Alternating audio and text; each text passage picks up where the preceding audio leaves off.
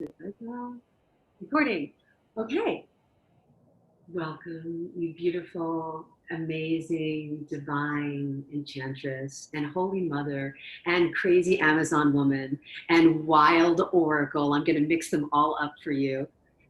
This is Athena StarSeed, and we are going to be talking about the scent of the sacred feminine with our sexy, delicious goddess, Zinnia Gupte, right?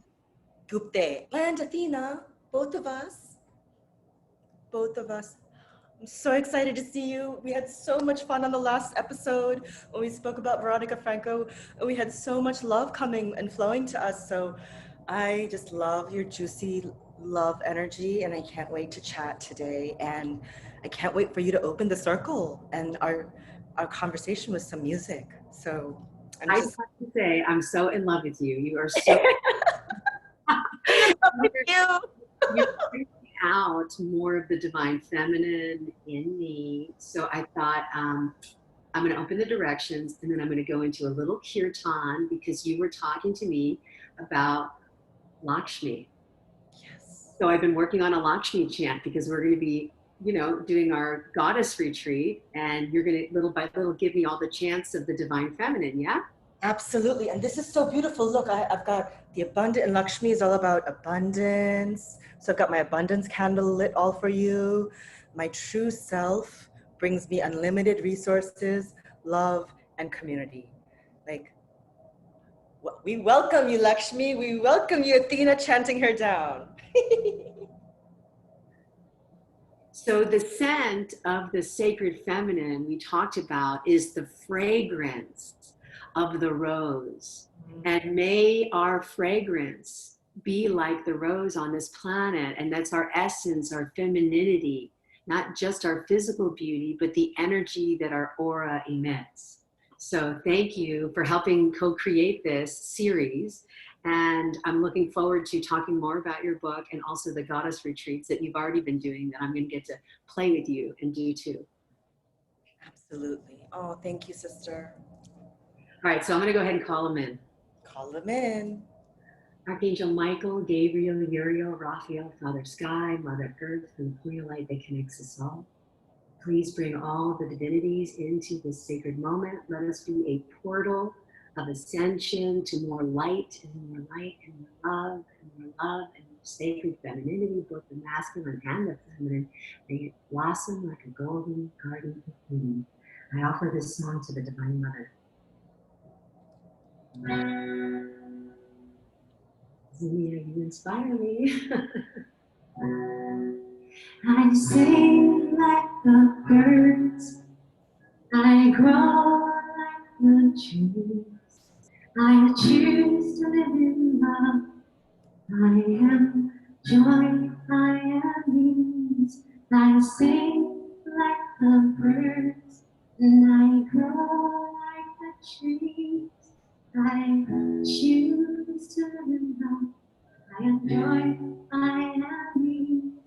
I sing like the birds, and I grow like the trees. I choose to live in love. I am joy, I am ease. Om Shri Lakshmi Devi Namaha. Om Shri Lakshmi Mahadevi Namaha.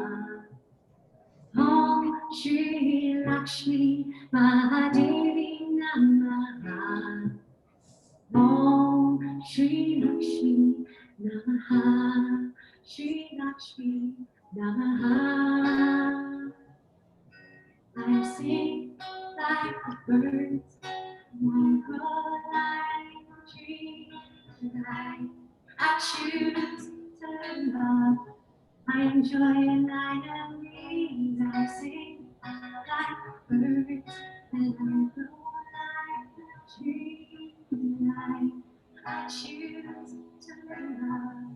I am joy and I am ease. Om Shri Lakshmi Mahadevi Namaha. Om Shri Lakshmi Mahadevi Namaha.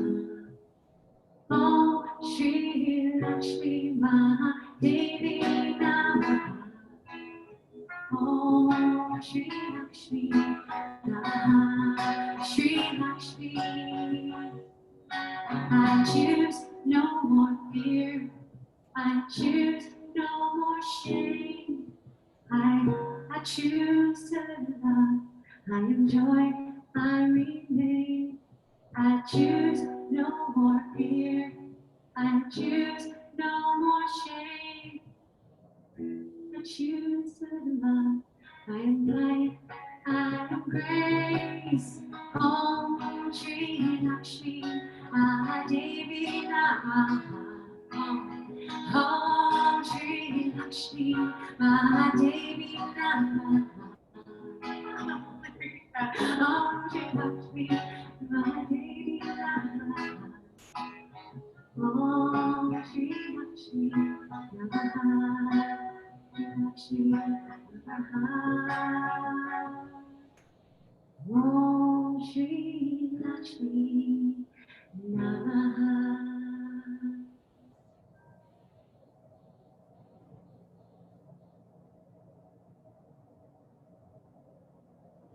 How beautiful. Oh, how beautiful. I could feel from your heart, you were just singing, like your inner child was just devotedly, joyfully chanting and singing to her. You inspired me so much. I brought the photo of my, so she blesses all my jewelry when I dance. She blesses the dance. I usually keep all the different goddesses in different parts of in my home. So thank you, my sweetheart. Thank you. I love you. I love you. Isn't she beautiful? Can we look at her for a second? Look, she's sitting on this is pink. I think you're wearing orange and pink, like the sacral chakra. And look, she's sitting on this beautiful pink lotus in an ocean of abundance with the two elephants just pouring abundance upon her and gold coins and love. Oh, just beautiful. So much abundance. And that's what I'm feeling today. Like last episode we spoke about, the different feminine archetypes that I have in the book. We spoke about the lover enchantress, and look at her opposite. It's the mother. And in later episodes, we can talk about, we usually have one dominant or two dominant archetypes, and usually the opposite one is in shadow. So that's such a nice way to balance out ourselves. Our true selves is when we have a dominant archetype and we can balance out the shadow. And what I've noticed is, let's say you have a lover enchantress, and until you learn how to nurture yourself and love yourself and really believe in the universe and that you deserve love and you're worthy, the nurturing can get blocked in the mother archetype. So it's like an infinity circle where you're going back and forth, nurturing, loving, creating, expressing, nurturing, loving, creating, expressing, and clearing out the shadows. And then I've also noticed with the medial archetype, priestess, shaman, oracle, we're very much in our fifth dimension. We're very much channeling all the time, but then sometimes we're missing the groundedness of the warrior Amazon, and the action. And sometimes we can get stuck in healing all the time and wanting to heal others and not looking at our own inner child issues.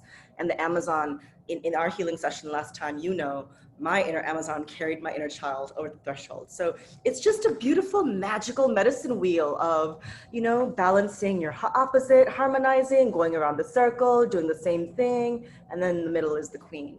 So what do you think so far of like that kind of a journey for women and how we can start sharing this wisdom and teaching them? What do you think about the lover and the mother archetype, especially? Like, they were, in our last discussion, we shared that they have been split in the last 6,000 years. And that's what Wild Feminine Magic, my book, covers, is reintegrating, healing that split, bringing them together. We're not the mother whore. We're actually all those archetypes, flowering into our fullness. But I'm just still so in love with Veronica Franco. And part 2 of our discussion is going to talk about, like, we spoke about the height of her in her lover enchantress oracle and how she was in her abundance because she was in her true self.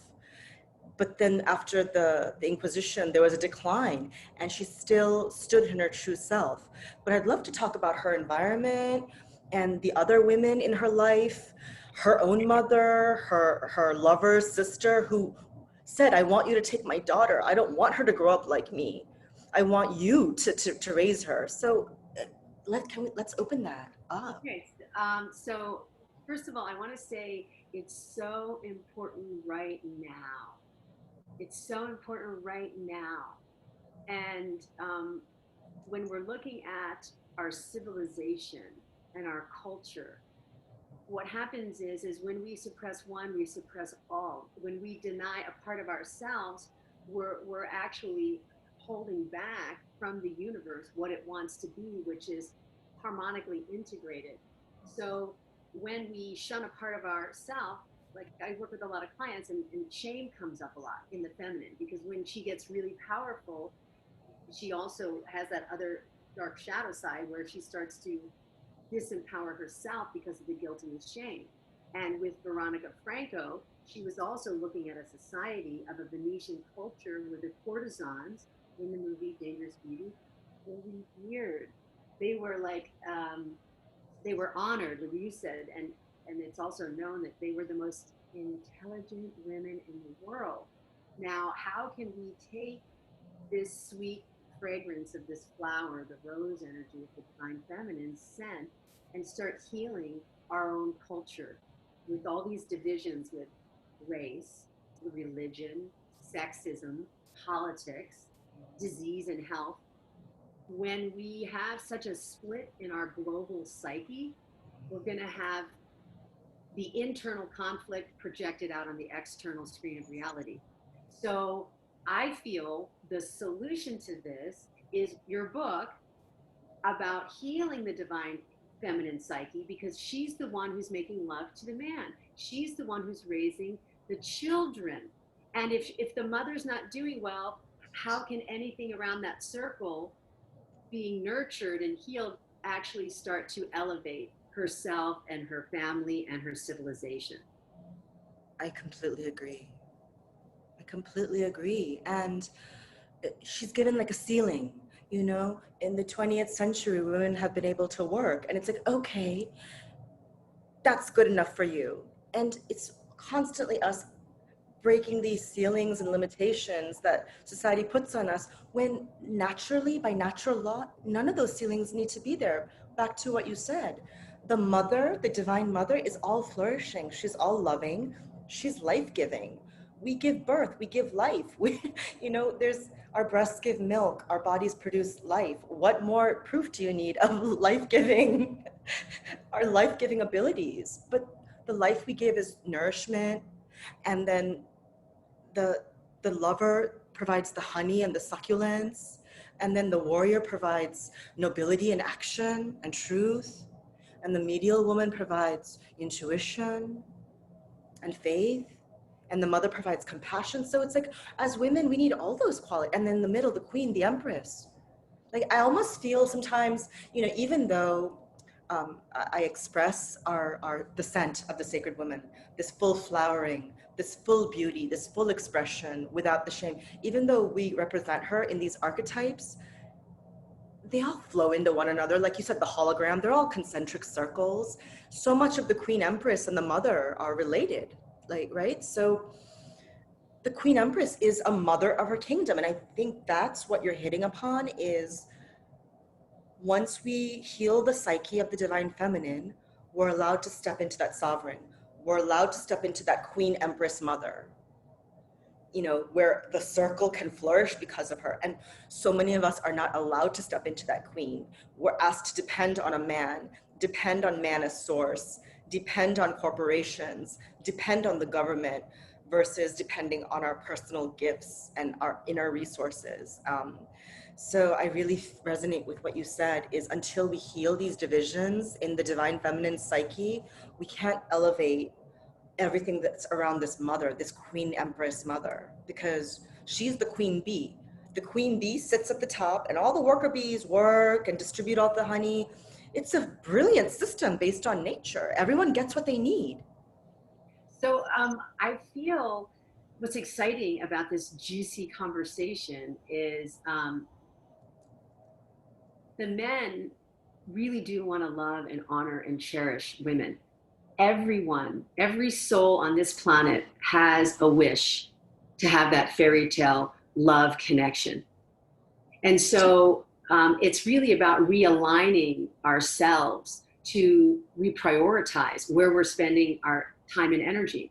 Are we spending it on the conflict of what's wrong, or are we doing things proactive, like, let's say, reading the book that you have, where we're incorporating the shadow and the light? We're accepting the Madonna horror complex as the separate parts that want to come in and be whole, so that we can offer our divine beloveds, our opposites, our partners, we can accept them and allow them to be whole and complete also with us. So we're not trying to make them our father, and we're not trying to make them responsible for who we are getting our needs met. And so who better to teach these principles than from women? So for thousands of years, women, oral tradition, would be talking to daughters, and would talk to their daughters. Yes. And right now, with the split in our families, mothers are not talking about sexual sacredness.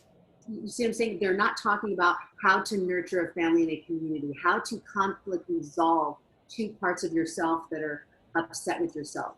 Most women want to be sexy and dynamic, and also too, they want to be very virtuous and whole and pure. They want to be accepted by their own I want to say, I guess, receding judgments. They want to love themselves and be able to have both the purity and also the sacred sexuality part.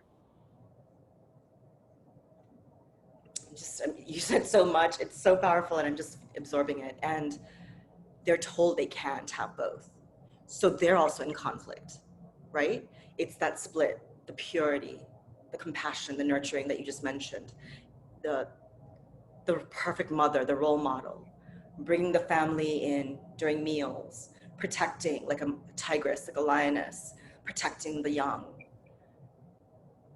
But the shame of that sexual, like previous generations to us. But if you're sexy, if you're sexual, then you become not someone you bring home to mother. You know, I'd like to just read a little bit from my book, and I talk about that. I talk about the patriarchy, the good boy.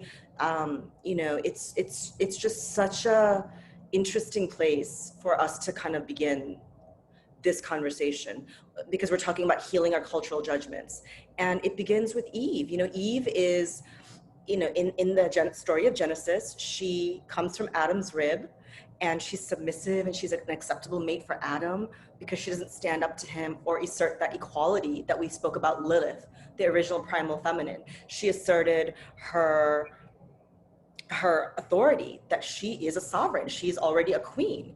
And so in summary, you know, Eve will never expect to be treated as an equal or be allowed to make decisions for herself.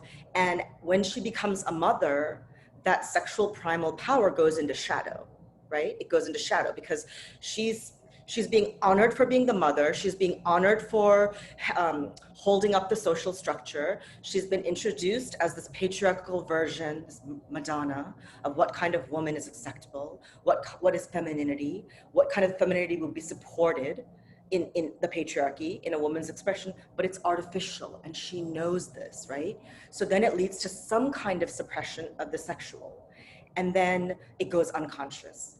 And I've seen this in my own life where I'm dancing in front of mothers, or I'm dancing in front of their sons, like at the Ibiza Spirit Festival. It's more wild and bohemian, but I've danced in front of all kinds of cosmopolitan races, cultures. Sometimes I'll see the women covering up their sons' eyes, or just just kind of moving them on a bit. It's that natural instinct to protect against the other that's been suppressed in them. So for this Eve type, the mother that we're talking about that's accepted, and the shame that you're probably experiencing, your clients and the women when they're in their power, but then all of a sudden this unconscious shame comes up, it's because it's this reptilian part of our brain, this collective 6,000 years of shame. You can only go so far, only if we'll allow you. it's like, you know, in that movie, and it's in my book, The Phoenix, in X-Men, Dr. Jean Grey, it's like all these men are trying to control her power, and after a while she's like, get out of here, you know, like, even if I destroy the world, I want to experience my full power. And that's what women are never allowed to do. And every time they hit that ceiling or go farther in their power, it's like, do I have permission? Do I have permission? Right. Do I have permission? And so I want to also share with you and get your insights around what happens when we create this kind of polarity, this kind of conscious, beautiful mother. If you're going to be unconscious in your sexuality, these are the ways you can express your sexuality: in a nightclub, at one night stands, in hookups. Like, you become a certain woman if you want to fully express your sexuality. You know, that's where these polarities and these distortions come in, and the shame that you're speaking of, that women experience, because these are the hidden messages that are hidden in their psychology. So here's what happens when you have that beautiful mother Madonna concept in Italian culture, in Jewish culture, in Christian culture, in Indian culture, in Muslim culture. You see it in all the cultures, right? Here's what happens. I'm just going to read a little bit from my book. I hope that's okay. So we just spoke about Eve and what happens to her psychologically. And then look at your circle of family and friends. Who truly has the kind of relationship that you dream of? I bet you that many couples that you know are fighting a lot, they're disrespectful towards each other, there might be some kind of physical dependency or abuse, or one of them is trying to control each other. The reason why most people are in these distorted relationships or marriages is because they're playing out their subconscious wounding in their romantic partners, what you just said. So we are not allowed to be the queen in the middle, and if we're not allowed to do it, we stay in the princess. That's the part of the healing that you helped me through just a month ago. I was still in my princess, asking for permission, not fully embodying my authority, still having shame around, is it okay for me to express myself so fully sexually in New York? It was okay in Ibiza. Is it okay in mainstream society? I had to really break through those blocks with you. And that subconscious wounding had to be cleared. And, you know, in the book and in our retreat, we will hold that container for women and name that shame and hold that shame and love that shame and honor that shame and allow that shame to say goodbye. That's the old story. This is not the new story anymore.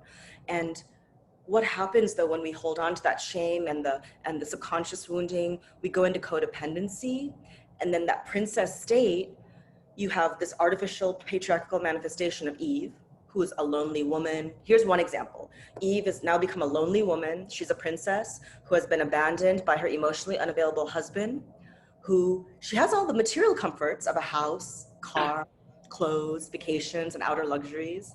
She deeply desires intimacy and connection, but it's fleeting. She has looked outside of herself for love and connection, and when not receiving it, she returns to narcissistic tendencies to protect her vulnerable inner self. Her daughter may inherit this mother wound and carry the family pattern into her relationships as a princess, searching for her Prince Charming to rescue her. Her son may become his mother's caretaker to soothe the burden of her inner unlovability and loneliness. And the legacy of unhealthy or conditional human love continues until we break the spell of outer attachments and look for love within our authentic selves, which is the true source of love and power. And I'm calling this the scent of our wild fragrance. This is our true self. This is our full self with the queen in the middle. I don't know why I didn't put it there, but when we distort it, when we don't allow both sides to harmonize, to love each other, we end up in shadow, we end up having subconscious wounds, and we play out what you just said. I'm a princess. My mom waited for daddy. I'm waiting for Prince Charming, who's my daddy. And it just becomes this cycle of. So, yeah, I want to comment on that, and I want to make it really personal, because at the beginning of this session, we're really talking about broad strokes on how to heal our planet. And to get the planet healed, we have to start with the singular atom. We have to start with the fractal, because the fractal makes up the whole hologram. So when man and woman heal it thyself, If we just heal this, this will get put back together. That's the broad stroke. Now I'm going to go down to the fractal. The practical application of what you said, I've experienced in my personal life, because my first sexual encounter was rape at 15. So anybody listening to this that has experienced any type of a sexual abuse, or having your purity taken from you, what happened was I came in with a lot of shame. I never told my parents. I never told my family. The person was a celebrity. And even when the Me Too movement came out, I never exposed anything. But I did tell my mother for the first time. So that was like a big clearing for me. So the shame then produced the Amazonian, and I went into my warrior for the next 20 years. So I really went in, and then I created these boot camps, and it was like about strength and power, and I put all my energy into that. Then at 40, I got pregnant, and then I received the mother energy, and as the mother came in, the sorcerer was actually really cultivated, because I had to surrender my will to the divine when my body started producing life. I had to go into my own mysticism on how I'm going to handle this life contract. So birth by fire in most of those archetypes. And now the queen in the center, which is why I'm so excited to do, is because the queen really can balance all the plates. She's got the plates spinning in the air. They used to have that commercial years ago. She can bring home the bacon, she can fry it up in a pan, and what I'm thinking is like, wow, she has to be able to tune into the universe as her mystic. She has to be able to feed her children and provide for them and hold them when they're crying. And she also has to protect herself and be in the business world. And she also has to find her vulnerability. Now, in my 50s, I decided to be celibate. So I'm expressing my sexuality and my sensuality through my creativity, through my music writing, through my dancing, through my meditation, my art, my painting, my drawings. And so I just want to talk to you about, in your book, what's the exercise to actually have the queen integrate all the archetypes to keep harmony in the queendom? Oh, first of all, thank you for sharing your story. It was so vulnerable and so beautiful and so freeing and liberating. Whoever listens to this, I think they're going to be healed by that transmission of, we spoke about this, that when I see you, I see this innocence, this beauty. I see all the archetypes in you just flowering. So I'm so sorry that experience happened, but it did not dim your light in any way. You're fully shining right now. I feel it, I see it. And so I honor you and I love you so much. Thank you.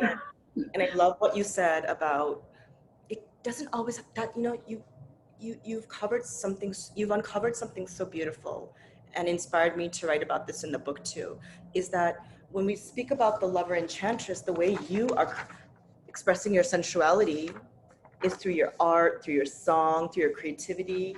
And that's what the lover enchantress really is she's the divine artist, expressing her sensuality, her love, the passion, the divine rapture, the divine passion through her song.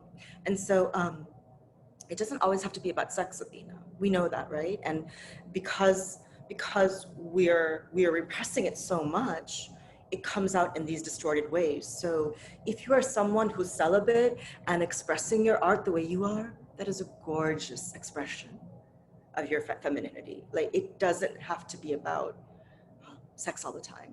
Does that resonate with you? Yeah, absolutely. And I'm glad you said that, because in a yogic culture, which you are from, and I'm actually just studying, there's a certain time to be the lover, then there's another group, a time to be the mother and the householder, and then there's another time to be the sannyasi and the renunciate. And so as I'm entering, 50 and all this other wonderful stuff, I am really enjoying cultivating my sexual energy and pulling it up and then using it to flower the creative essence. Absolutely. And we have this saying in Hindu Vedic scriptures lifestyle is, after your 40s, after you're born and you go through puberty and the teenage immaturity and you come into your independence and you have a lover and then you get married and then you have a home, that's the material life you're mastering. But around your 40s and 50s, you start to practice detachment. And you start to let go of your attachments. And back then, people would just go into the woods and live there because they would commune with the trees. The bond between husband and wife would slowly disappear. The unconditional love would be there, but that attachment would start to fade away. The attachment to the home and to the things and to the possessions would start to fade away. And they would seek higher wisdom. They would take their energy and offer it as a sacred offering to receive higher wisdom and spiritual nourishment. They had received material comfort and material nourishment. Now it was time to be the sannyasi. So this was in society allowed and respected. And now we live in a very materialistic society that is all about the continuation and accruing wealth. So I'm so happy that you honor this life stream and just your natural cycles. And this is why we need teachers like you to help women honor their natural cycles and not go into these artificial expressions of womanhood. But you asked a question about what's an exercise in the book for the queen to integrate all of these other archetypes, there's no magic pill, Athena, I'm sorry. There's no green pill and then you take the blue pill or the red pill. It takes time. It takes time, but the biggest healing and integration and exercise for the queen is to step out of princess, out of damsel in distress into queen. And you can do that at any age. It just takes sometimes emotional maturity, but I've seen very young queens. Like if you look at movies and real life stories, someone like a Jane Austen was a young queen. She was like, she received so much backlash from society. What? You don't want to get married? What? You're going to be a spinster? You're going to end up an old maid? And she was just like, no, I have a gift. I'm going to make money from this gift. I'm going to be known from this gift. And if she was alive today, she'd be a billionaire. Do you know how many times her books have been produced, reproduced, translated into languages, made into miniseries, adapted into films, readapted into films by multiple channels and languages and countries? Because she writes about universal truth. So in the book, we talk about stepping into your queen, making decisions, right? As a warrior, making your own money is important, but really having authority. So you really can come into your queen earlier on and start maturing out of your princess, which is an adolescent archetype that keeps us beautiful and whole and young and innocent through our teenager years to our early adult years into our early to mid 20s. But you can really become this is what I'd love to teach the next generation. You don't have to wait to be 40 to be a queen. Maybe you can be a mature 40s and a mature queen, but you can start practicing the queen archetype quite young. It's a soul archetype. It's not an age archetype. So one thing is authority, really being embodying your power and having that voice of the oracle and the standing in your power. One thing is actively healing these feminine wounds that we have, so that when a male authority is challenging you, you say to them, you accept their opinions, but you say, and this is my authority, this is my rule, this is my stance, and you don't budge from that. So I think that the main teaching for the queen to integrate the different archetypes is authority and sovereignty, because it's with authority she says, priestess, oracle, medicine woman, come, I need you. It's with authority that she says, warrior, Amazon, I need you to fight this battle. It's with authority that she says, lover, enchantress, I need to relax and play, I need to create. It's with authority that she's commanding. Right.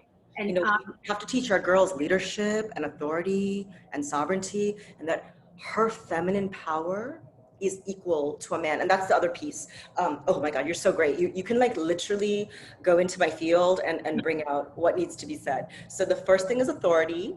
And the second thing I want to say, the exercises that we'll practice is equality. So in all these movies that we look at in the book, all the characters, when you're in your Eve, when you're playing that role, the submissive role, you're not equal to a man. Your feminine is unequal to the masculine. So the queen teaches these different archetypes. Upon integration, we are the equal of the masculine. We are the equal. We have different gifts. We express them differently. And I think that's the true gift of the medicine wheel and of the sacred feminine archetypes is feminine power has different gifts. They're not the same as masculine gifts. They're expressed differently, they serve differently, but they have equal power, they have equal authority. So it's the authority of your power, it's the authority of the expression of your gifts, and it's knowing that you're the equal to the masculine gifts.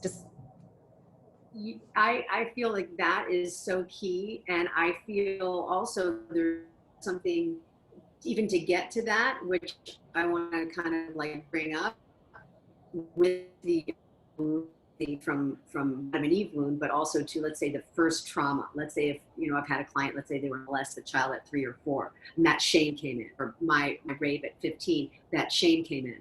I overpolarized my Amazon, and I was really great in the money and material business world, right? But I left some casualties of my other archetypes, like the lover on the side, and also even the mother, to mother myself. Now, what I find is that valuing yourself, to stand up in your authority. If you don't have any value for yourself because you're looking for your father to value you, or your mother to value you, or society to value you, and this incident that happened took away in your mind some of your value, it's hard to get that shame to clear and that guilt to clear. So anybody listening, what could you say to have them really start to tune into self-love so that they can stand in their authority? Because what's happening right now, even with some of my clients and also in my own life, is you'll say something and then the opposite will be like, no, you should wear this, or you should be like that, or you should change this and you'd be better at X, Y, Z. And so the women are not getting validated. They have to come up against that all the time. Like, for a woman to dress beautiful and sexy and then be able to be still cherished and honored in an innocent way. So this is what I'm saying. How do we keep our value and still go up against the adversity so that we can exercise our authority? Oh, that's such a beautiful and brilliant question. I swear you asked the most difficult questions, but I'll do my best to share and channel from above. I think that the valuing, let's be honest, a lot of this valuing has happened, the devaluing has been 6,000 years. We're doing a cleanup job right now, right? So it's hats off to all of us, first of all. It's not an easy task to clean up 6,000 years of programming. We have planets and asteroids coming back into our field, Venus being one of them. When Venus came back in 2006, that really shifted things for the divine feminine. It's like the universe is saying loud and clear, the divine feminine is returning. The divine feminine is returning in every single way possible.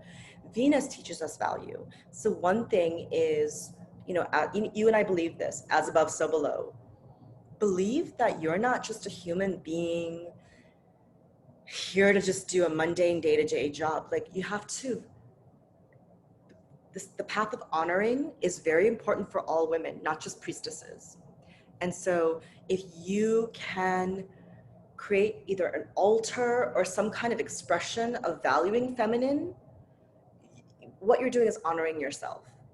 And if you start to loop in with the natural cycles of the new moon and the full moon, you're valuing yourself. You're valuing your feminine wisdom. The other big piece is sisterhood. The patriarchy divides and conquers, distorts us, and then we start to compete for resources. So what if this used to happen in days past? If a woman was raped, let's say there's the Celtic culture, Boudica, her 2 daughters were raped in front of her by Roman soldiers as punishment. And in circle, they came together and they held her daughters and we love you, we honor you. No part of you has been, it's like what happened by a male was immediately loved and healed and embraced by the mother. The mother didn't disown her. The mother didn't exile her. The mother cared for her and loved her. The community of women and elders healed them, loved them, so that they wouldn't carry that shame going forward.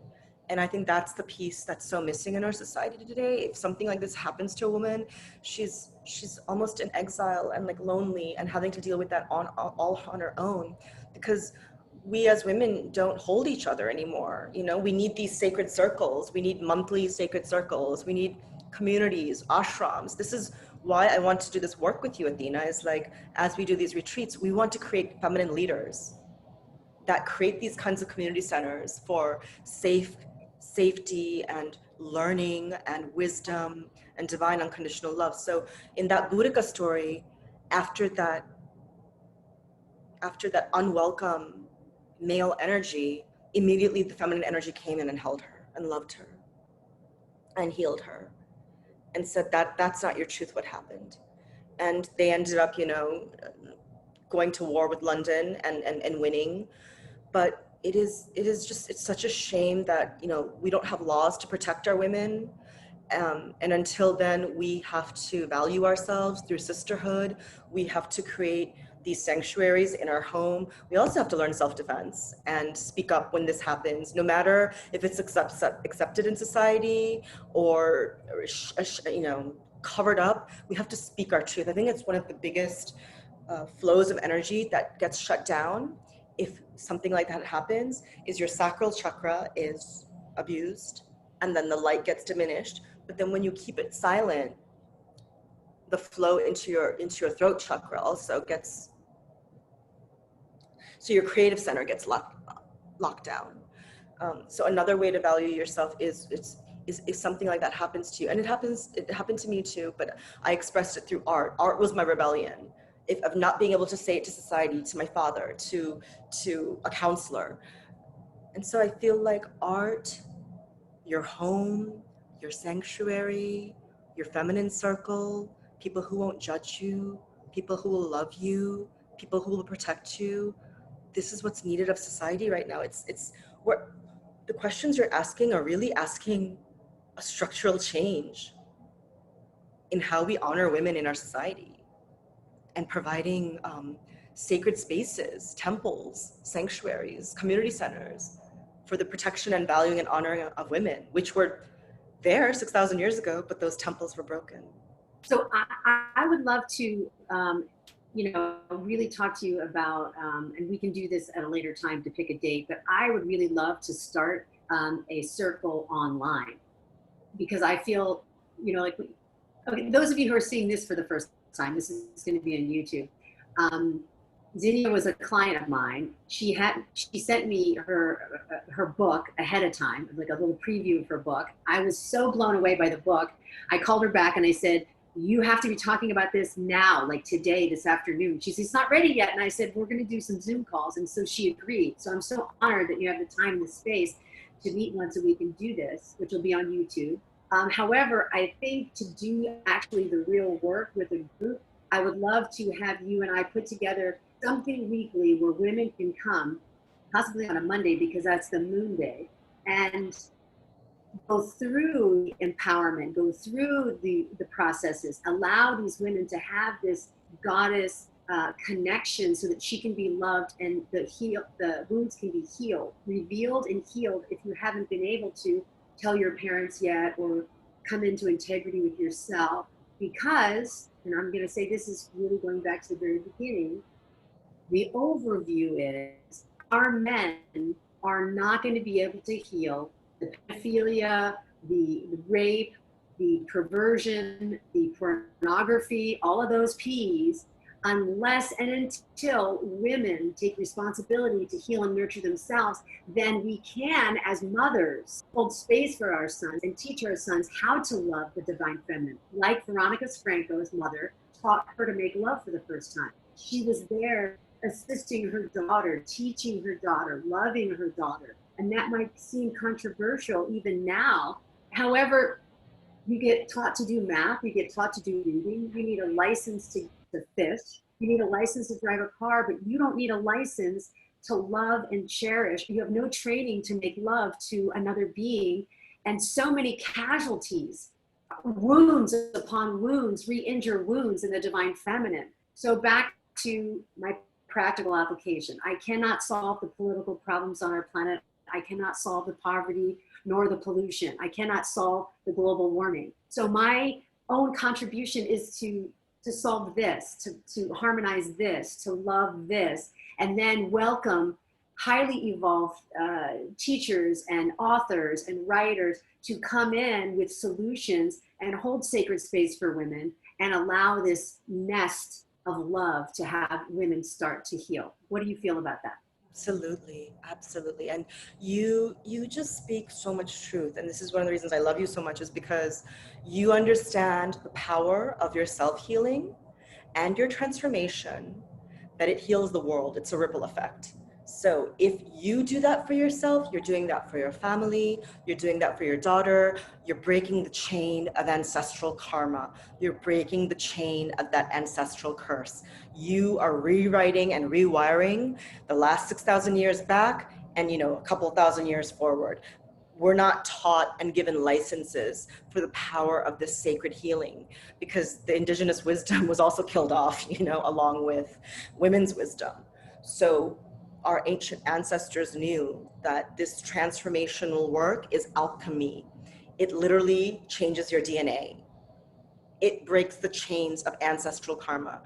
All those thousands of dollars you pay in therapy for someone to listen to you is nothing, is a drop in the water compared to the kinds of healing that we can do in circle, with women doing inner processing while held in a sacred container with no judgment, radical acceptance, love, unconditional love, and also just like tell your story and release it. We don't need to, we have to allow women to drop their stories. We have to allow them to not, we carry our stories with us. I also want to say too, like, this situation came up, and here's the duality: is that if there's too much shame, then sometimes the woman in the shadow will continue, like you said, unconsciously acting out aberrated behavior. So I got a call from a friend in my community, and I was out of town, and they came to visit, someone, and they said that they were sexually assaulted. And I said, well, what happened? And they said, well, it was really hot out. I wanted to swim in the pool. So I took all my clothes off and I jumped in the pool. And I didn't invite them. I didn't invite them to do it, but then they wouldn't leave me alone. And then they did it. And it was a repeat. And I had to leave. And I felt very angry about this. Now, how much responsibility is it for the woman to not put themselves in that type of a situation if their intuition was on? And this is a person who has been sexually assaulted before. So there's a replication, there's a loop happening of her life, getting her to take 100% responsibility for stripping off her clothes with a male, knowing that there's limitations on the reptilian and the animalistic nature of any being, especially a male. Like, where's the line with women with that behavior? Because she's in her wound too, but then she triggers another wound.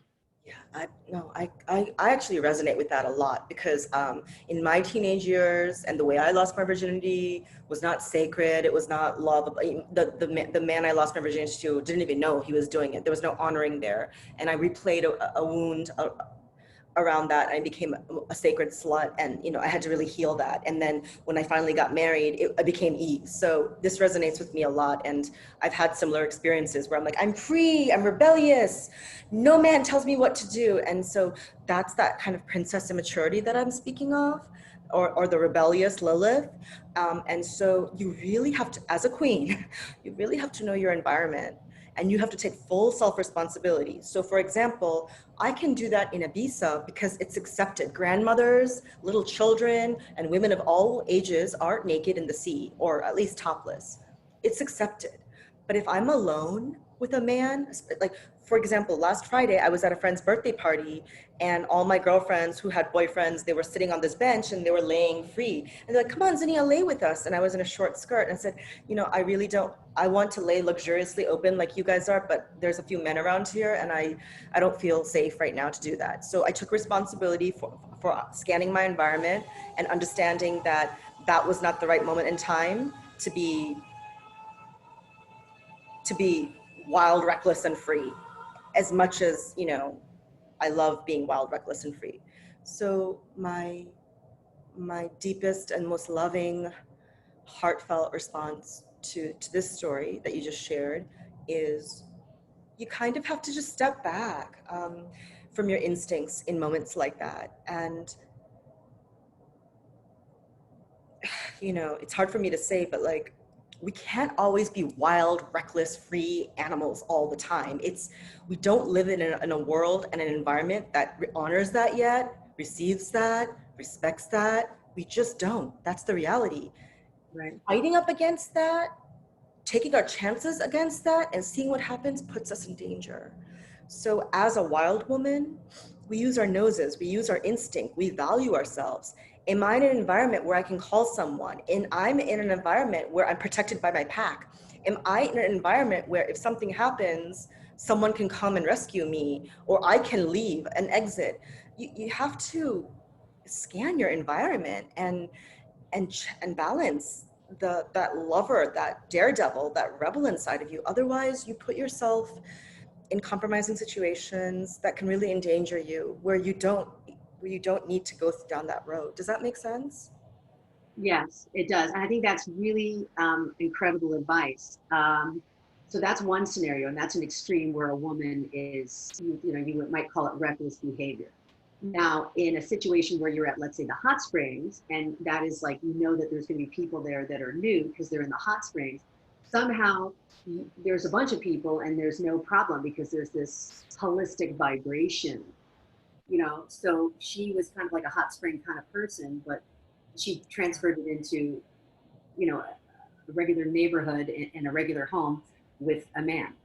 I agree. And you know, I had that part of me as well, where I used to rebel with my mother and say, you know, Mom, screw these guys. Like, I'm free, I'm American, I'm wild, I can do whatever I want. And she was like, she was my queen before I became the queen. She was my queen, giving me this advice. She's like, know your environment, know your environment. And when you're doing that, are you doing it like, what part of my ego is doing that? Is my ego doing it to show off, to show that I'm beautiful and sexy? Is part of my ego wanting validation from that man? How well do I know that man? Have I set up boundaries with that man? Does that man respect me? Does he have a history of showing respect for me and love and honoring me?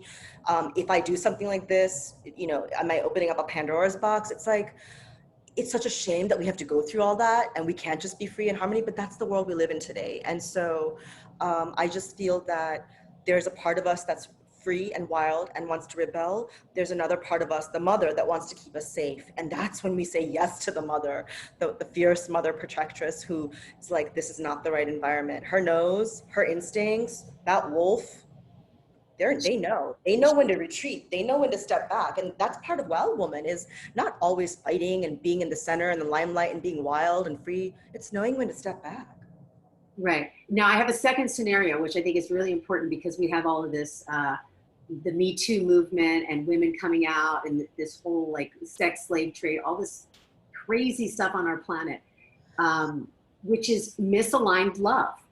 At the core, it's misaligned love. So now, in my own experience coming through the spiritual community, I was in Hollywood for a while doing stunt work and television and radio. And I was like, I don't want to do that anymore. So I got into this spiritual community around in my 40s. And I found I would have spiritual male energies hit on me, try to grope me, do things with me. And I mean, even up until last year, I'm constantly shocked because I feel I kind of give a very straight vibration. You know what I'm saying? I'm very fourth chakra open. I don't throw a lot of sexual second chakra energy. So I'm learning how to balance that from you. How do you deal with a spiritual leader acting inappropriately sexually with you, what is the solution to women? I mean, has this happened to you? It's happened to me several times. It happens to me all the time. It happens to me with spiritual leaders. It happens to me at work. It happens to me with like in my family circles, with like, friends of my father. I'm vocal. I'm like, listen, I'm not your run of the mill kind of woman. If you say something, I'll record it. It's out there. Don't even try it. Like my colleague goes up. My colleague goes up. Okay. So now, do you throw that in the vibe? I'm sure you don't start that when, hi, I'm Zinnia, back off, like. So you see, okay, so this is where people get confused. They're like, I remember one gentleman was like, when I first met you, you were this sweet, docile, like sweet flowing lamb. And then you just became this lioness. I'm like, that's right. That's right. So if you don't know how to play my instrument, that's on you. You didn't know how to soothe. You didn't know how to play my flute. You didn't know how to play the strings of my heart and my guitar. What you inspired was my sword coming up. So you need to take responsibility for you. So I have these honest conversations with people, and it's taken, you're laughing. It took me so long to speak my voice. But Athena, I come from India, where I literally see women hit in front of me, abused in front of me, and no one's doing anything. And the justice in front of me, what I would do as a child, I would scream. I would start screaming like, ah! And my scream would have neighbors come running. I just needed to do something. I was not that person that stood idly by watching something like that happen. I remember when I was in Cairo, Egypt, and I could hear a woman screaming in her apartment because her husband was beating her, and nobody was saying anything. I could see people in their windows closing the shutters. My mom was there, and again, that wolf in me, I screamed so loud, Athena. It was like a primal scream, and I didn't stop for 2 minutes. After I stopped screaming, guess who stopped hitting her? The guy. Because he knew someone was watching. He Wow. knew someone was listening. He That's knew powerful. That is so powerful. How old were you? I was 25. My mom yelled at me. She was like, don't do it. It's like, my mom, I love her to death, but she's also in a different generation. That chain breaker that I talk about, they just have such a fear of punishment in their blood, in their veins, that even standing up for themselves incites punishment.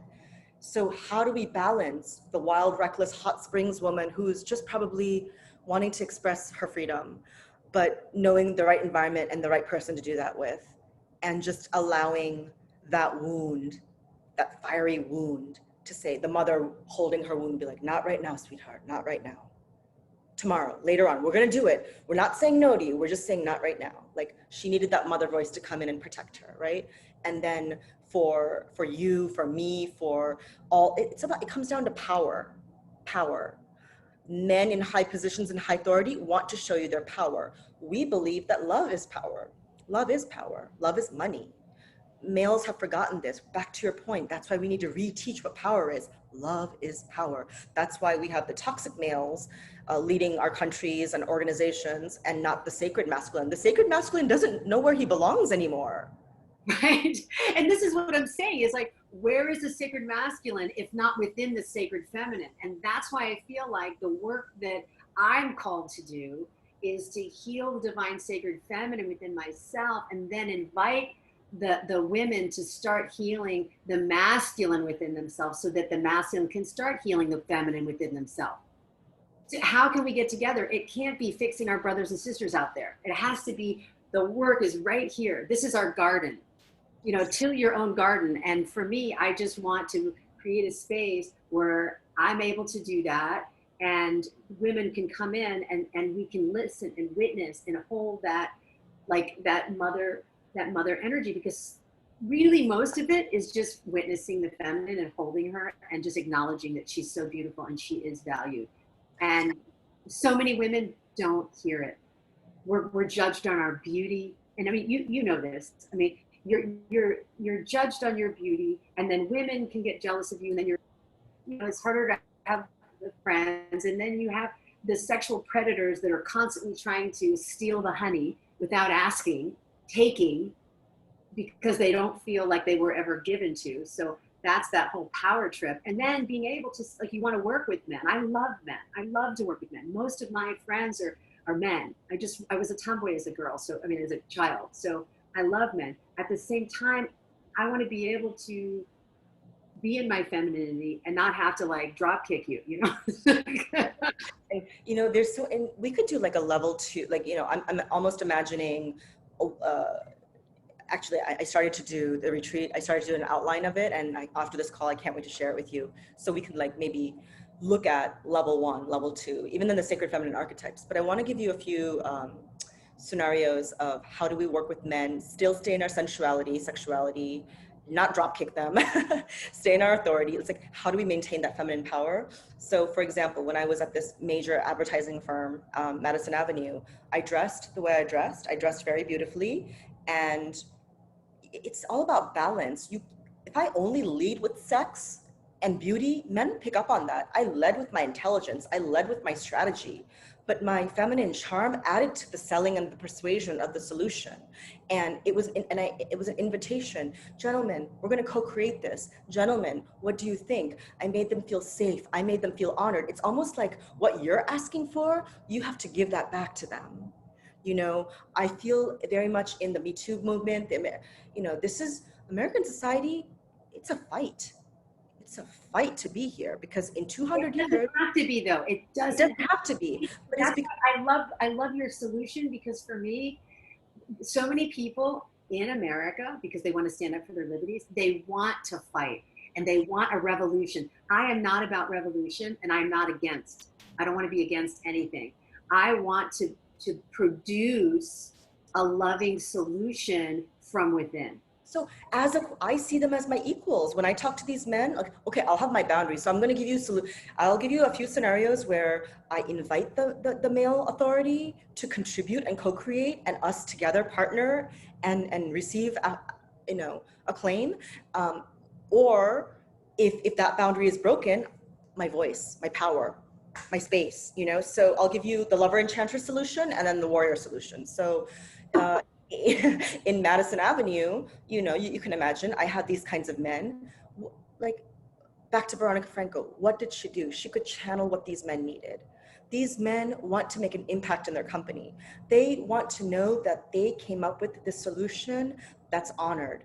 I can help them do that. And when I put my ego aside, my own masculine ego aside, I'm working with them. I'm saying them, you know, I have boundaries. You can't call me after 5. That's Zinnia time. And when we're presenting, gentlemen, you know, I bring food, I bring water. There's a lot of hospitality there. They're nurtured. When, you know, these men are in very toxic meetings where a man is slamming their authority, anytime they want to voice their ideas or sketch or paint or be creative, I honor them. I welcome them into the space. So you'd be surprised how many men in corporate America have wounded inner childs, and they just want to express themselves. So my inner Veronica Franco could see that, and I created space for collaboration. I honored them. And, you know, with toxic men, you know, they just don't know how to receive that or give it back. So that's a different story. But with these particular men, it was a successful project because it was that soft. So I invite your opinion. What do you think? You know, it wasn't like, so what do you know, your feminine has an expression that can be soft, receptive, open, inviting, non-invasive. It's flowing communication. That's where women are the best communicators. You know how many women are in PR or project managers? We're great communicators because we listen. We listen and we give space. So that's one solution where I didn't lead with sex and seduction. I led with true feminine power, holding space, inviting them, honoring their inner child, wanting to co-create and collaborate. There's been other situations, like my uncle was the ambassador of India to the US in the 90s, and I was a teenager. And he came to my house with my aunt, they were from London, and he said to me, where did you get that horrible American accent? And all the other Indian women, the aunties, were like, oh God, you know, he called her horrible. There's so much shame. And I was like, listen, I got this accent the same place you got your horrible English accent from. And he was like, oh, that's great. And he just like punched me in the arm and he's like, come and have a drink with me. So sometimes you have to show that you're equal to another and not like cower down. And then we became friends and he was like, Zinnia, what is your opinion on this? And all the other aunties were like, oh my God, she's speaking to him. I'm like, oh my God, like, you know, it's just like this conditioning we have to bow down to authority versus standing up in your equal. Like, I didn't know any better. My voice is just as equal as your voice. My power is just as equal as your power.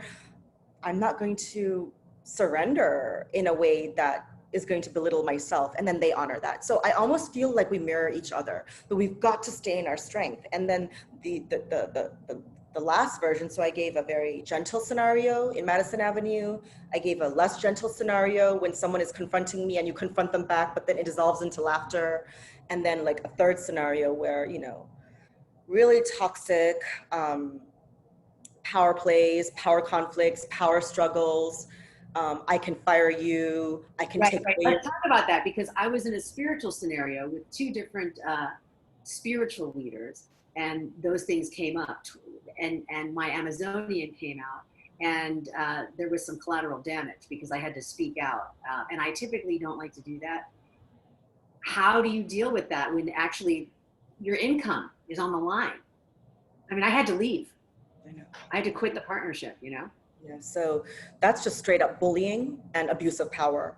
And unfortunately, our system does not protect women. It does not, they call it a hostile work environment, or in your community, it would have been a hostile situation, but there's no really protection for you. So the solutions that we come up with individually are having a savings account, having enough money to like, you know, be able to prepare for ours. Because women like us with integrity, we're not gonna put up with that, but how many women's survival depends on that job and they put up with it? From cleaning ladies to people who are minimum wage and they can't speak up and they have to put up with that. So it is a infectious thing. You know, I'm very much in the minority where I can leave New York, break a lease, go back home, stay with my parents, have savings, and stay in my integrity. But that's not the fate of all women. So how do you deal with that? Okay, so if you have financial stability or savings, and you are an indigo whistleblower, your integrity just cannot take that insult. Like there's something inside of you that won't put up with that. I've recorded conversations. I've had them put it in writing where then I share with their bosses. It's like, I kind of like, you know what? I can't control this person. I can't control this outcome, but I'm not gonna go away without a fight. So I'm like, you did what you did and you're proud of what you did. Now people are gonna know about what you did. That's right. And see, it's exhausting for a woman, especially if she's a mother and she's a single mother. It was exhausting for me because my income was dramatically affected. You see what I'm saying?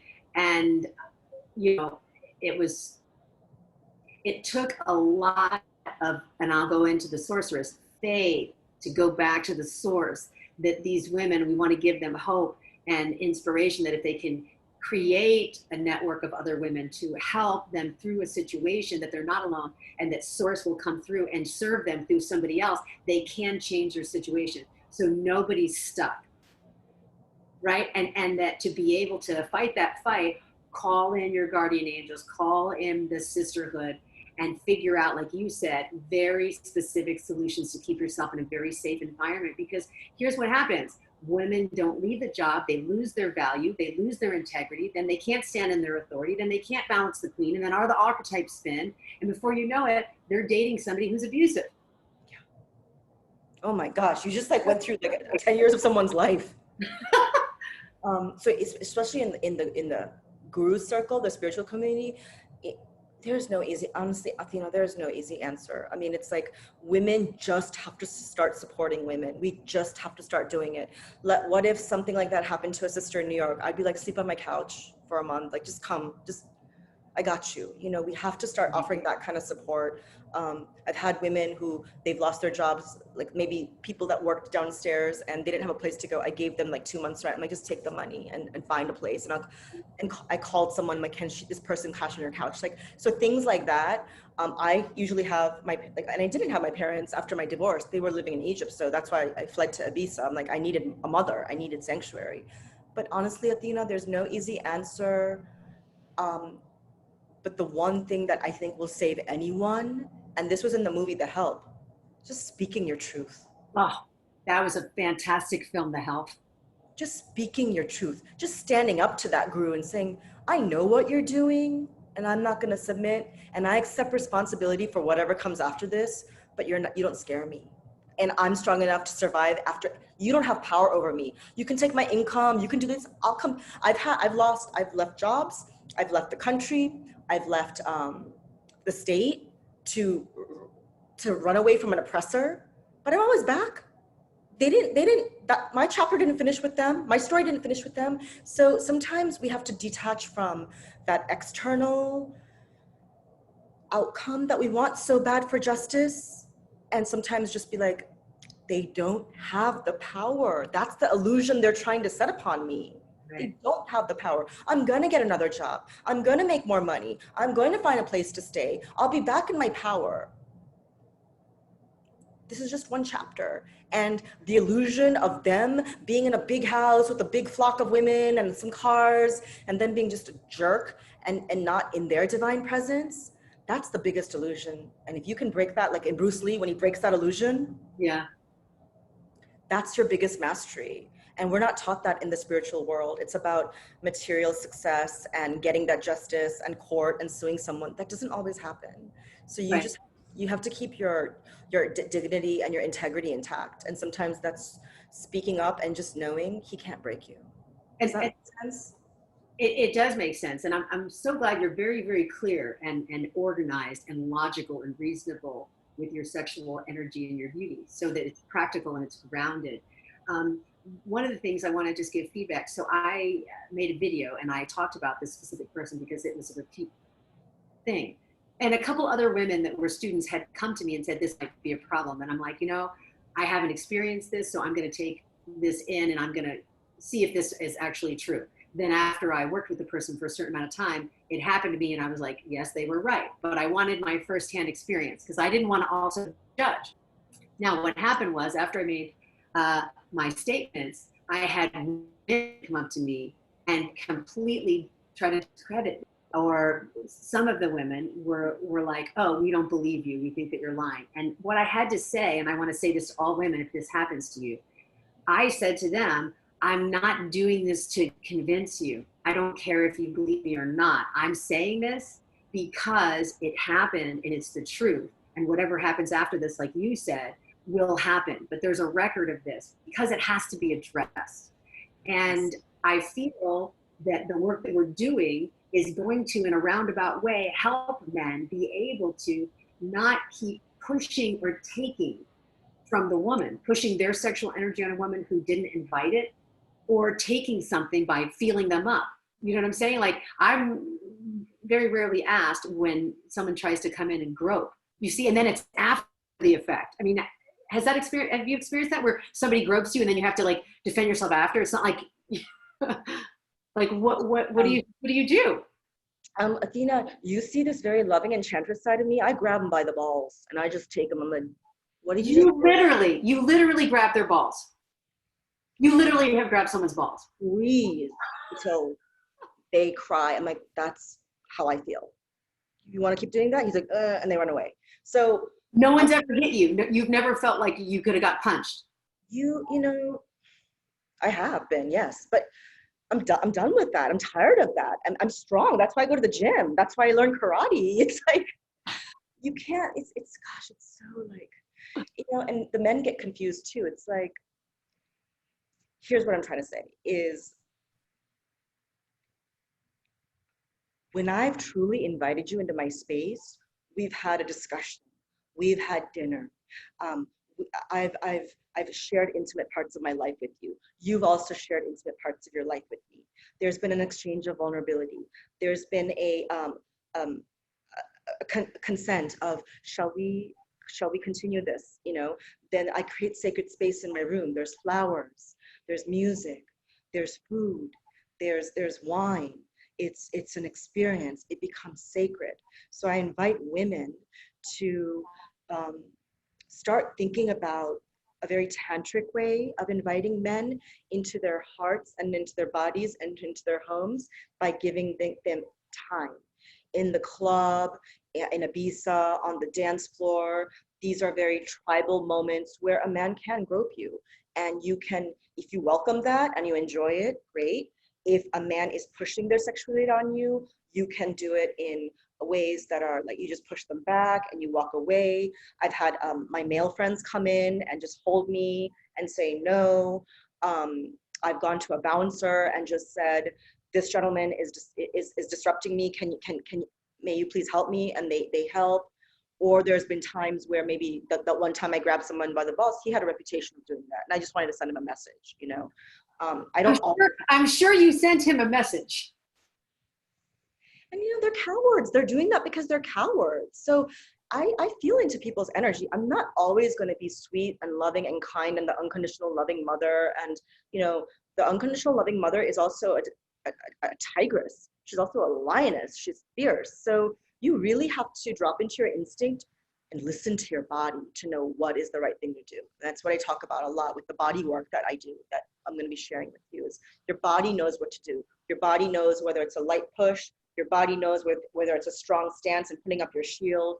Your body knows when it's reaching out to another male figure to put him in the middle. Your body knows whether just to give it right back because otherwise he won't stop. Your body knows when to run away. Your body knows. Your body knows instinctually. But I just feel that also know the type of man that you're interacting with. That's a key piece to this. Aggressive men, you will know them when they walk through the door, what their intentions are. If your intuition and your instinct are, you're tuned in enough.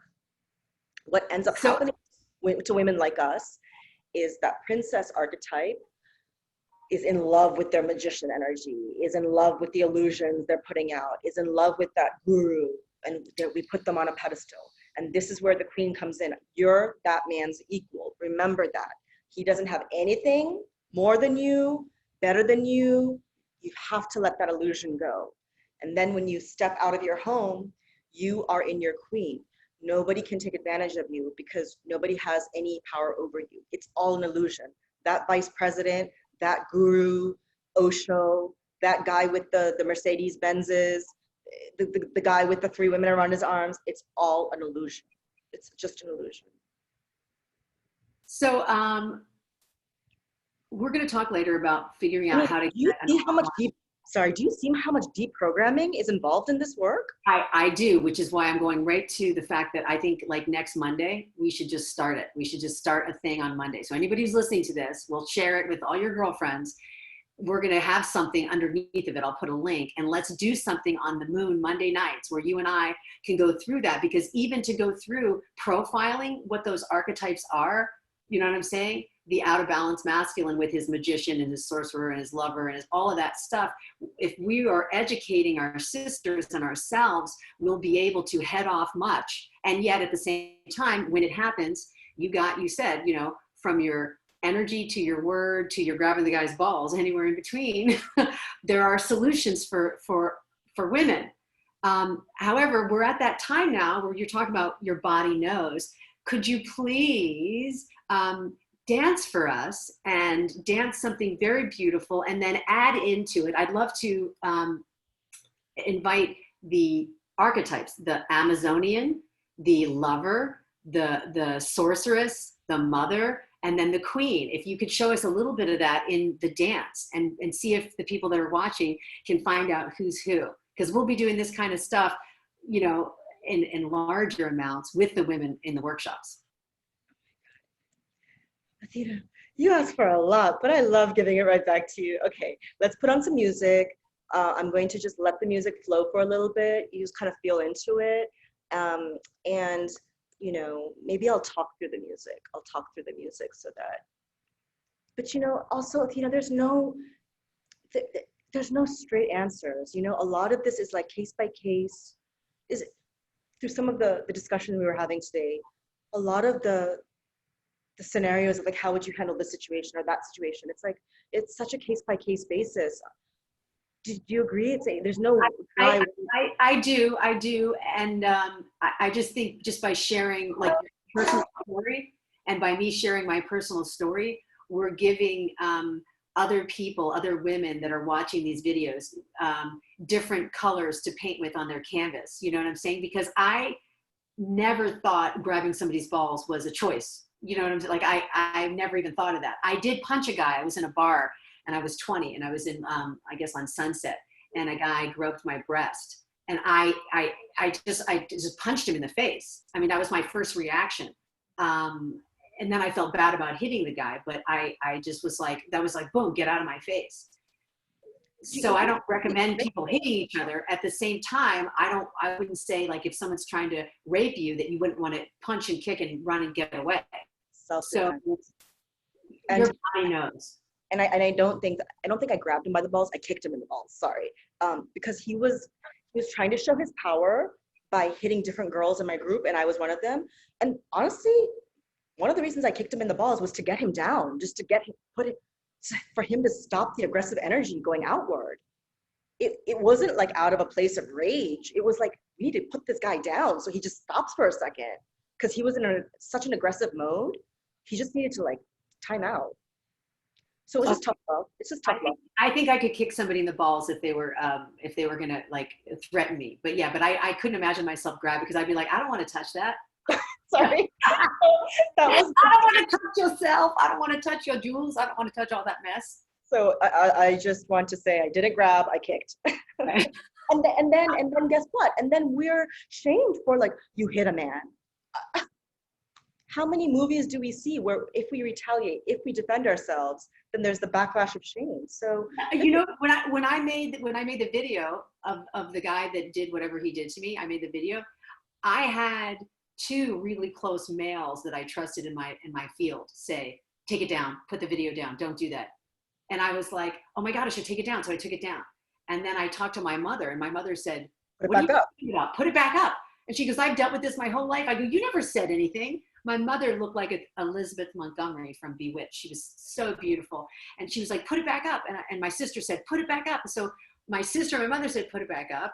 But like a couple other males that were like, take it down. And so I was like, no, I'm putting it back. So I was confused. Now it's still up to this day. But you know what I'm saying? Like women like definitely needed to be supported, because if I had listened to the males, the video would not be up. And you bring up a point, and I just want to touch on this for a few minutes because I know you want to dance, but we have to bring the sacred back in our life. Like everything we're describing is fight and conflict and just showing superiority over another. It's like, stop. This is when the masculine and the feminine need to cooperate and be friends. Like that's why we need to bring the sacred back in. When a woman is in her sacred and creates sacred space for sensuality and can teach the man to do that, and also like we're also giving up our responsibility back and forth. It's like women are conditioned to play the victim, men are conditioned to play the persecutor, and we're replaying these roles over and over and over again. That's why I keep coming back to the equality. Is your feminine energy is equal to the masculine, and you're responsible for your feminine energy and how you express it and how you bring that out into the world. If you go out in a reckless or princess way and give up your power and give up your responsibility, you're going to see that mirrored in the masculine. So much self-responsibility is part of this work, and we're chain breakers. When you put up that video, you broke the chain of your mom and your ancestors, and you spoke your truth. And if that was a moment where that's all you could have done, then you have succeeded. So there's a time to be sacred. There's a time to be silent. There's a time to be out there. There's a time to fight. We can't always be in one mode all the time. And we can certainly not be in victim mode anymore. I love you. Yes. Why don't you I'm going to put this music on. I'm just going to change into my skirt. It's called Liberation. Okay, turn down just a tiny little bit.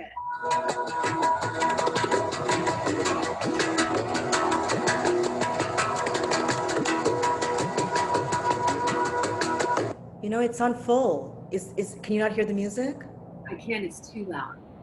Oh, turn it down, you said. Yeah, it's distorted. Yeah, if you turn it down a little bit. video where people can embrace their body and to trust their body. So by you dancing these archetypes, it teaches you to dance with your body. Mostly like just receive that energy that you're supported and you're loved by the divine. It's time to trust our bodies again, ladies. Okay, I'm just going to put my skirt.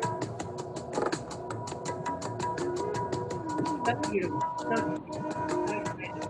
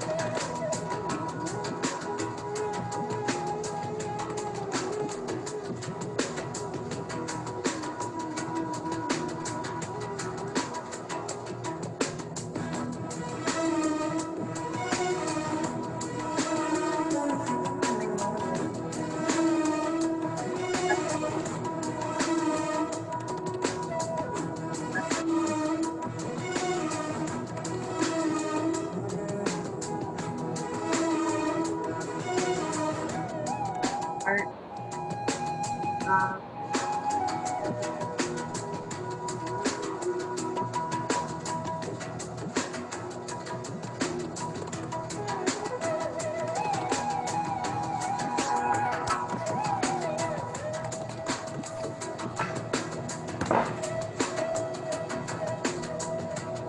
Can you hear the music?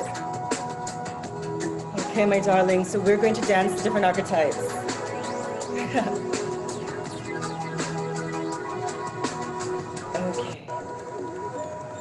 Can you hear the music, Athena? Okay, ready? Whew. Shake, shake, shake. Come back so I can see your head. I want to see your head.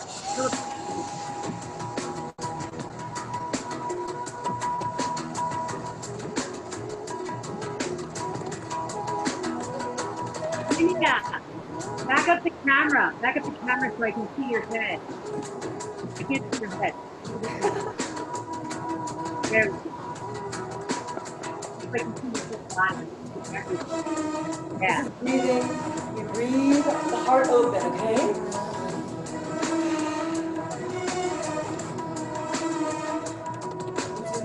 Arm exercises for the lover to open the heart, open the heart. Receive, receive.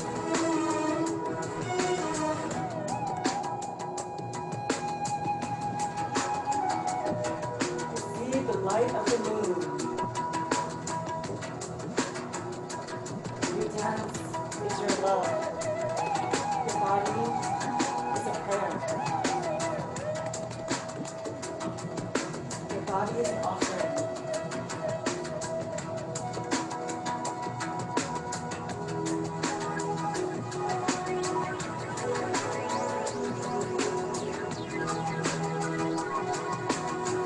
This is the enchantress, this is the lover, and then we go into the priestess, as ritual dance. Receiving, offering, bringing it down, bowing, integrating, dancing with our kundalini, our snake, honoring the body, the kundalini rising.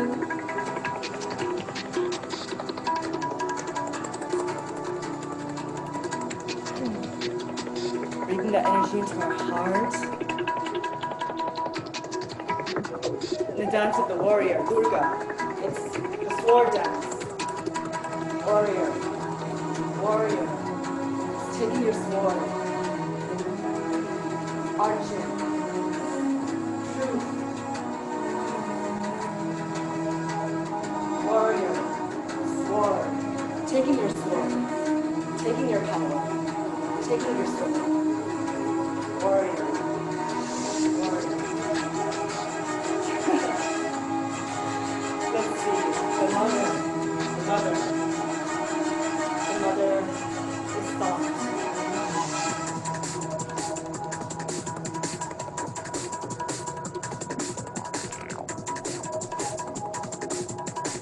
The mother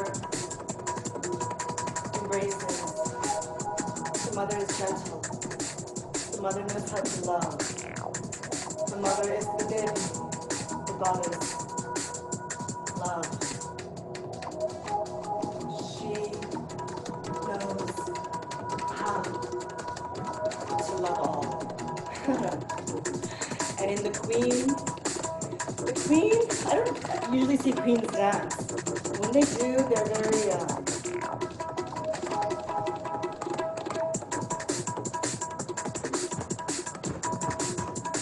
they're their authority.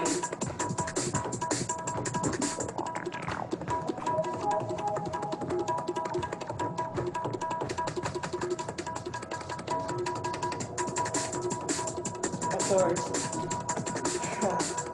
And this song, the name of this song is Liberation. So I want to invite our gorgeous listeners, our gorgeous audience, to know that you can be all these archetypes and you can express all these archetypes, and there's just an endless flowering and an endless expression of these archetypes. And once you do, you're given that forbidden fruit. You're given that liberation. So that's why I really love this song. I don't know if it's loud enough or if it's gonna broadcast well, but liberation. That's my word for 2020 and 2021. And I think this whole decade, liberation. What's your word, Athena? I'm going to say to be in light, to be in light. So when we say enlightenment, it sounds like all this attachment to what we think that is. So it's not about being anything that you're already not. It's about being in more light. So mine would be coming through inspiration or innovation to produce more light as a creator. So I just love you. I love you so much. That was so beautiful. I was dancing here with you. I was doing the poses. I feel like, okay, we're definitely going to make that a part of our Monday night stuff where we, at the end, for like 10 or 15 minutes, dance with the women and allow them to move, because that was so healing and freeing for me. Thank you so much for today. We are really almost, I mean, we went over again because it's so delicious to be with you. So we're going to be back another Wednesday. We're doing a whole series, and it's about allowing the sacred scent of the divine feminine to come through our art and our music and our magic as we're healing our own inner psyche and rebalancing. And please say the name of your book again and where people can find you. Wild Feminine Magic is the name of the book. It will be on my site shortly, and my site is shaktipriestess.com. Okay, and I am Athena StarSeed, and I'm an Ask Athena Intuitive Readings, and we will be back with you beautiful people very, very, very soon. If you like this, please subscribe to both of our channels. It'll be broadcasted on both of our channels. So what's your YouTube channel? Zinnia Gupte. Okay, and mine is Athena StarSeed, Tina Castaldi, Transformational Mystic. Okay, I'll put links for everybody at the bottom. Blessings and light, divine goddess. Thank you so much. And do we have a movie to watch for next week? We're going to give us another movie For next, after Monica Franco. Weren't we going to do? Oh, I was going to give the movie. I forgot. It was Mary Magdalene. It was the Mary Magdalene story. I'll put the trailer at the bottom. Oh, no. I'm sorry. That is not what we were going to do. We were going to do the Medjugorje story because we were taking not the Magdalene. We'll go back to Magdalene. We were going to take the Veronica Franco, which is the courtesan, and then directly the opposite was the mother, right? Isn't the mother the opposite? So were you looking at Fatima, the movie? I think that was Fatima. Yes, Fatima. So it's like that mother. I really feel this is such a strong split in this global psyche that as we talk about this, as we allow women to explore beyond, it's a great healing conversation. And I just want to say bye with Mother Lakshmi, blessing us all, blessings to you all. Om Shrim Lakshmi Mahadevi Namaha. Om Shrim Lakshmi Mahadevi Namaha. Om Shrim Lakshmi Mahadevi Namaha. Okay, so next week is Fatima. So those of you who've already watched Veronica Franco, please watch before our next talk Fatima, which is the story of Medjugorje and the children that saw the apparition of the Virgin Mary, so that we can juxtapose the courtesan and the Virgin Mother. And then we can go back anywhere we want. You have a whole movie list in your book, which will cover all of it. Okay? All right, blessings and light. Mwah! All right. Bye, everyone.